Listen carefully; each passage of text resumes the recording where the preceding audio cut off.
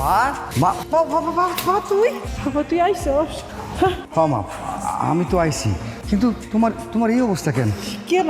আর তুমি ঘর ঝাড়ু দিতেছো কিসের জন্য? তোমার বৌমা কই? হ্যাঁ কই?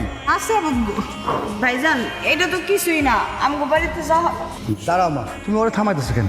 এই কি হয়েছে কত আমারে? আমার খুলা কত কি হয়েছে কি? আর মা এসব করতেছে কেন? কি আর করবো ভাইজান, আম্মা যদি কাজ না করে তাহলে তো আমার খানা পিনাই বন্ধ। আমরা এই বাড়ির কাজ না করলে আমগো কপালে ভাত জুটবো না। আমাকে কাম করে এই বাড়িতে খাইতে হয়, আমরা তো এই বাড়ির কামের মানুষ। মানে কি? তুই কি কইবার চাইতেছিস? বাবা বাবা, তুই বাইরে থেকে আইসস। না না মা, তুমি দাঁড়াও, তুই তুই কি কইতে চাইতেছিস? হ্যাঁ, তার মানে আমার বউ এইসব করতেছে? আসসালামু আলাইকুম মানিক ভাই। ওয়ালাইকুম আসসালাম, কি অবস্থা? ভাই আমি তো ভালো আছি, আপনি কেমন আছেন? এই তো রে, আলহামদুলিল্লাহ ভালোই আছি। বাড়ির খোঁজ খবর রাখেন? এইটা আবার কেমন কথা কইতেছো? বাড়ির খোঁজ খবর রাখুন না মানে? সবারই খোঁজ খবর ঠিকঠাক মতো রাখতেছি তো। কিন্তু ভাই আমার তো মনে হয় না আপনার বাড়ির খোঁজ খবর রাখেন। হ্যাঁ, কি আবল তাবল কথাবার্তা বলতেছো? হ্যাঁ, আমার আম্মা আব্বা বউ আছে, ঘরের সংসারে এত খরচ, প্রতি মাসে যেমনি হোক আমি ব্যাংকে টাকা পাঠাই দিই। তারপরে তুমি আমার কইতেছো আমি নাকি খোঁজ খবর রাখি না? আরে এটা কোনো কথা কইলা? আমি তো নিজেই ব্যাংকে টাকা পাঠাই, আমি নিজে জানি না? আমার মনে হয় তুমি যে কারো কাছ থেকে কোনো কিছু শুই না আমার এই ধরনের কথাবার্তা কইতেছো। ভালো মতো শুই না দেখো, আর দরকার হলে আব্বা আমার খোঁজ নাও, নিয়ে দেখো কি বলে, তাইলে তো বুঝে যাবা। আচ্ছা ঠিক আছে ভাই, যান, আসেন যেহেতু বাড়ির দিকেই যান, আপনি পরেই বুঝতে পারবেন। তাহলে মানিক ভাই আমি যাই। হ্যাঁ ঠিক আছে।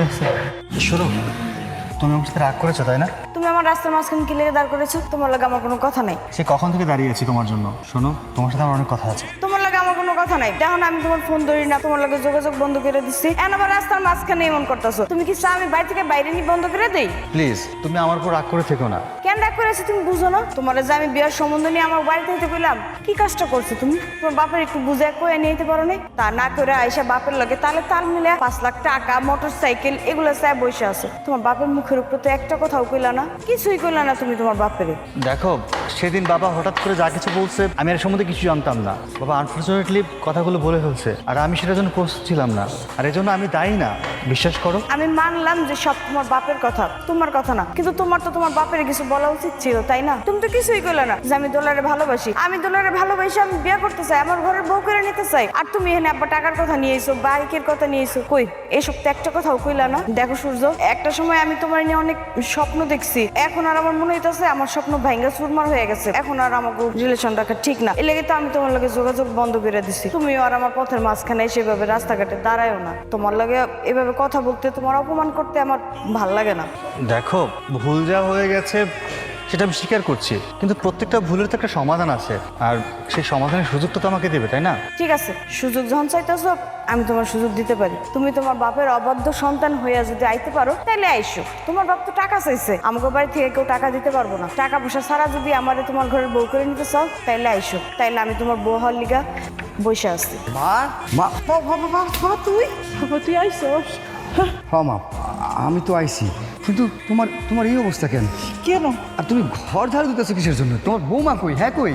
আছে ভাইজান, এটা তো কিছুই না, আমাকে বাড়িতে যাওয়া। দাঁড়াও মা, তুমি ওরা থামাইতেছো কেন? এই কি হয়েছে কত আমারে? আমার খুলা কত কি হয়েছে কি? আর মা এসব করতেছে কেন? কি আর করবো ভাইজান, আম্মা যদি কাজ না করে তাহলে তো আমাকে খানা পিনাই বন্ধ। আমরা এই বাড়ির কাজ না করলে আমাকে কপালে ভাত জুটবো না।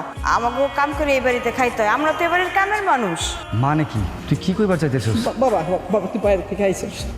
না না মা, তুমি দাঁড়াও, তুই তুই কি কইতে চাইতেছিস? হ্যাঁ, তার মানে আমার বউই এইসব করতেছে? এই যে আমার মারে দেয় ঘরের সমস্ত কাম, আর যদি না করস তাহলে না খাওয়াই রাখবে, তার মানে অথই এসব করতেছে? তাছাড়া আর কে করবো? আর কে আছে? এই বাড়ির লিডার তো তোমার বউ। তোমার বউ সাফ সাফ করে দিছে কাম না করলে আমাকে খাওয়ান দিব না। খাওয়ান না দিলে এই বয়সে মারে নিয়ে আমি কই যাবো তুমি কও? আর তুমি যে টাকা পাঠাও মার ওষুধের লেগা, মায়ের ওষুধ খাইতে পারে না, মার হাঁটু ব্যথা বাড়ছে, তুমি তো জানো। মা ঠিক মতো হাঁটতে পারে না, চলতে পারে না, হাঁটুতে ব্যথা, ঠিক মতো ওষুধ খাইতে পারে না। এখন তুমি এত দেখলা যে মায়ের হাঁটু ব্যথা নিয়ে ঝাড়ু দিতেছে। শোন বাবা, তুই এতদিন পরে আইসস, আমি সংসারে কোনো অশান্তি চাই না। যা হওয়ার হয়ে গেছে, এখন তুই ঘরে যা, মাথা ঠান্ডা করে খাওয়া দাওয়া কর, পরে আমরা কথা কমনে। না মা, আমি কোনো মাথা ঠান্ডা করুম না, আমার জানতে হইব তোমাদের সাথে কিসের জন্য এসব করছি। অথই কই কই গেছে তোমার বৌমা? শপিং করতে গেছে। শপিং? আরে তুমি কি ব্যাপার, তোমার তো আরো 6 মাস পর আসার কথা ছিল, হুট করে না জানা আসলা যে? কেন আমি কোনো কিছু না জানাই আইসি দেখে কি সুবিধা হয়েছে তোমার নাকি অসুবিধা হয়ে গেছে? কোনটা? কি এমন তারপর কথা কইতেছো? কিসের সুবিধা অসুবিধা কি হয়েছে? কি কইতেছো তুমি? মানে কিছু কইতে চাইতেছি না, বুঝাইতে চাইতেছি যে আমি আসাতে তোমার অসুবিধা হয়ে গেছে নাকি? দেখো, তুমি আমার স্বামী, তুমি হুটহাট আমাদের না জানায় আসছো, এটা তো খুব ভালো কথা। আমরা তো অনেক খুশি হয়েছি। এখানে সুবিধা অসুবিধার তো কোনো প্রশ্নই আসে না, তাই না? সেটাই তো আমারও কথা।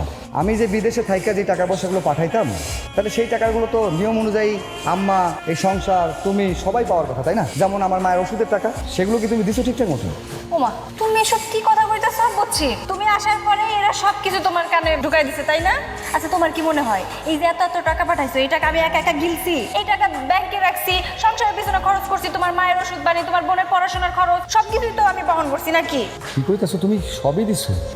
দোলা, আম্মা, কি ব্যাপার? তোমরা না কইলা যে কোনো কিছু ঠিকঠাক মতো হইতেছে না, ওষুধের টাকা পয়সা কোনো কিছু পাইতেছে না, তাহলে কেরা মিথ্যা কইতেছে আর কেরা সত্যি কইতেছে? আমি তো কোনো কিছু বুঝবার পারতেছি না। আমার একটু বুঝায়া কত কি হয়েছে, এটা কি? এতদিন পর আমি আইছি, তার মধ্যে এত ঝামেলা কেন? ভাইয়া ভাবি না সম্পূর্ণ। বাবা তুই অনেকদিন পরে আইসস, যখন ঘরে যা, খাওয়া দাওয়া কর, পরে আর করুন নে, অনেক সময় আছে। বাইরে নিয়ে যাও, ঘরে নিয়ে যাও। যাও বাবা যাও। বৌমা শোনো, তুমি যাও, ঘরে যাও। এত দূরের থেকে আইসে, খাবার দাবারের ব্যবস্থা করো। ঠিক আছে।